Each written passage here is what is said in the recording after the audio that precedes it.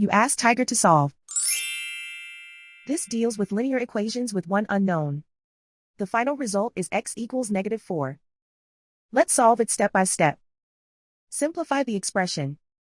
Group like terms. Simplify the arithmetic. Group all constants on the right side of the equation. Add 6 to both sides. Simplify the arithmetic.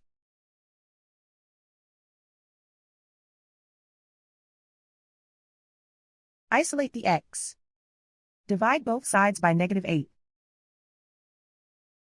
Cancel out the negatives. Simplify the fraction. Move the negative sign from the denominator to the numerator.